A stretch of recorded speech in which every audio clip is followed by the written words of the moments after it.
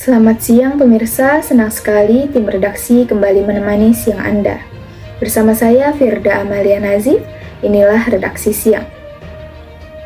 Kita simak liputan yang pertama. Kepolisian Negara Republik Indonesia terus menghadirkan inovasi untuk menciptakan keamanan, kenyamanan, dan ketertiban berkendara di jalan raya. Salah satu yang terbaru adalah dengan menghadirkan plat nomor kendaraan dengan latar putih yang mulai diterapkan pada Juni 2022 lalu. Tapi bagi Anda yang belum punya plat nomor kendaraan dengan latar putih, tidak perlu terburu-buru karena sampai dengan saat ini, plat nomor kendaraan dengan latar belakang warna hitam ini masih resmi digunakan.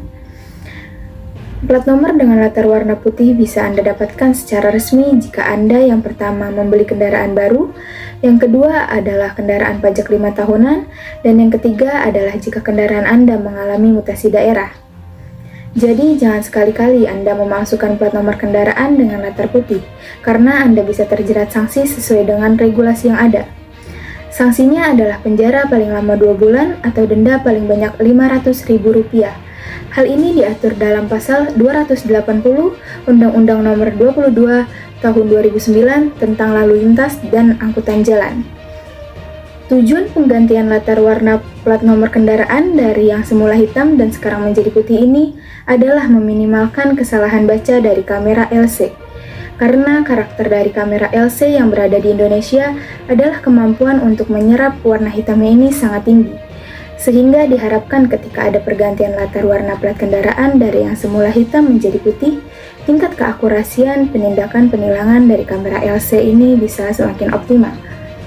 Pemirsa, itulah tadi sejumlah data dan fakta soal pergantian latar belakang warna dari plat nomor kendaraan semula hitam menjadi putih, termasuk dampaknya pada optimalisasi fungsi dari kamera LC di Indonesia.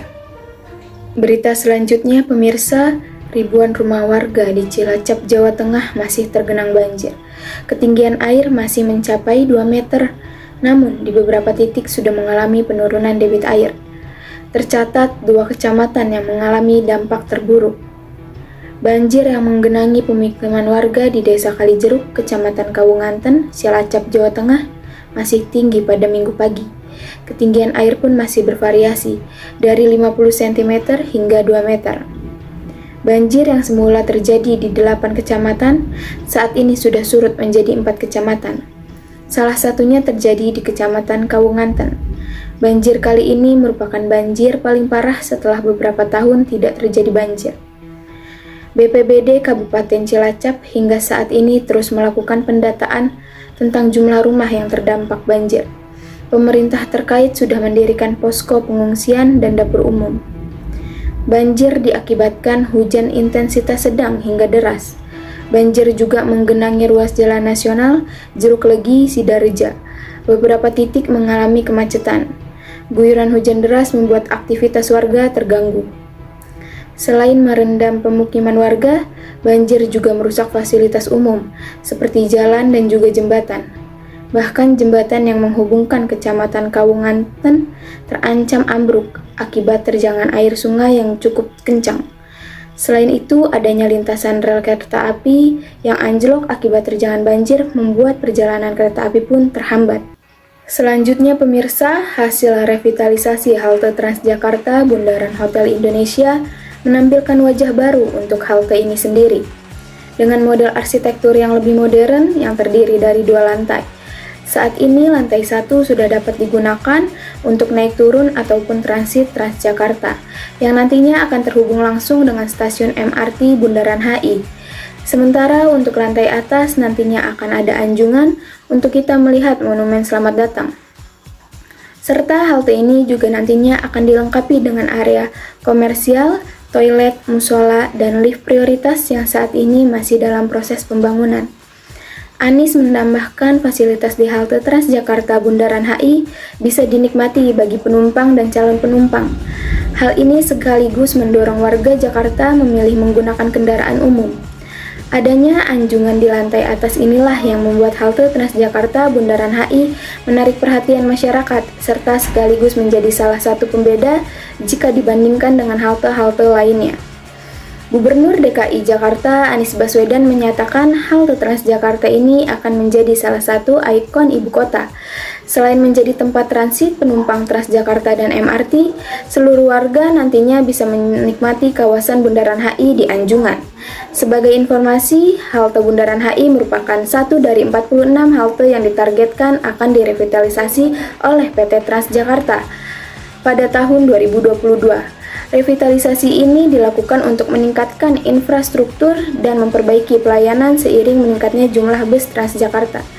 Kendati belum 100% rampung, saat ini layanan di halte Bundaran HI masuk pada masa uji coba dan sudah dapat melayani perjalanan pelanggan sejak Kamis 6 Oktober 2022 lalu. Layanan di halte Bundaran HI pada masa uji coba belum beroperasi 24 jam, tetapi dimulai sejak pagi hingga pukul 10 malam.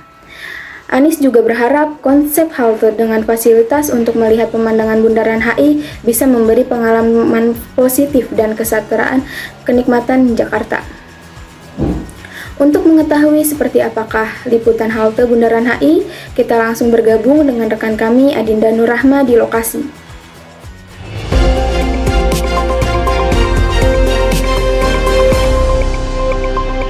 Terima kasih Firda. Saat ini saya berada langsung tepat di seberang halte Transjakarta Bundaran Hotel Indonesia Jakarta Pusat. PT Transportasi Jakarta Transjakarta menyatakan bahwa proses pembangunan halte Transjakarta Bundaran Hotel Indonesia ditargetkan akan selesai pada bulan November 2022 mendatang. Saat ini halte Transjakarta Bundaran Hotel Indonesia masuk pada tahap uji coba layanan sejak Kamis 6 Oktober 2022. Pada masa uji coba layanan ini, halte Transjakarta Bundaran Hotel Indonesia beroperasi mulai sejak pagi hari sampai pukul 10 malam. Masyarakat dapat naik dan turun ataupun transit di halte Transjakarta Bundaran Hotel Indonesia ini. Halte Transjakarta Bundaran Hotel Indonesia melayani koridor 1 dengan rute 6A dan 6B. Pantauan hari ini, Jumat 14 Oktober tahun 2022, terlihat sudah banyak pengguna Transjakarta yang naik dan turun ataupun transit di halte Transjakarta Bundaran Hotel Indonesia ini. Walaupun masih terlihat beberapa pekerja konstruksi yang tengah menyelesaikan pembangunan dan masih terus melengkapi sejumlah fasilitas yang nantinya akan ada di halte Transjakarta Bundaran Hotel Indonesia ini.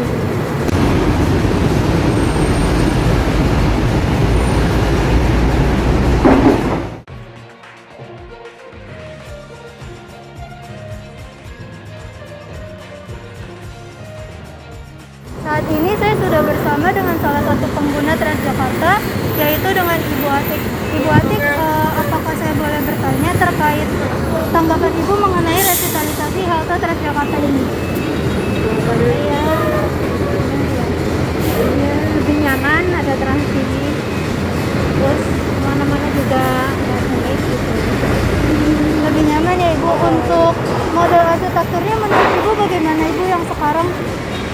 Model bentuk halte ini menurut Ibu apakah lebih modern atau? Ya, lebih modern, lebih bagus, terus enak juga, semuanya juga. Nyaman ya Ibu. Untuk fasilitasnya menurut Ibu nantinya kira-kira menarik perhatian masyarakat nggak nih? Ya, mungkin kan. Saya kurang jelas tahu juga sih ya. Baik, terima kasih Ibu. Ya, sama-sama. Baik, saat ini saya sedang bersama dengan Mbak Citra. Mbak Citra, apakah saya boleh mewawancarai Mbak? Boleh? Ya. Saat ini Mbak dari mana mau kemana nih? Dari Harmoni mau ke G. Oh iya. Menurut Mbak, tanggapan Mbak gimana nih tentang revitalisasi halte Transjakarta yang saat ini sudah mulai diuji coba? Fasilitasnya jadi lebih nyaman ya, terus juga bentuk bangunan arsitekturnya lebih modern dari sebelumnya, terus juga petunjuk arahnya ini lebih jelas gitu. Tapi sayang hanya ada bangku-bangku di ujungnya saja, jadi kalau nunggu kelamaan pegel. Menurut Mbak Citra nih terkait anjungan yang ada di atas itu menurut Mbak gimana tanggapannya? Jadi keren ya, jadi kita bisa melihat Bundaran HI lebih dekat dari atas, jadi kita bisa foto berlatar belakang Bundaran HI. Baik, terima kasih. Baik, itulah beberapa tanggapan dari pengguna Transjakarta. Selanjutnya saya kembalikan ke Firda di studio.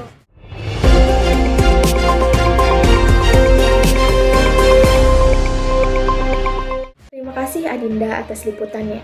Pemirsa, liputan tadi sekaligus mengakhiri perjumpaan kita pada siang hari ini.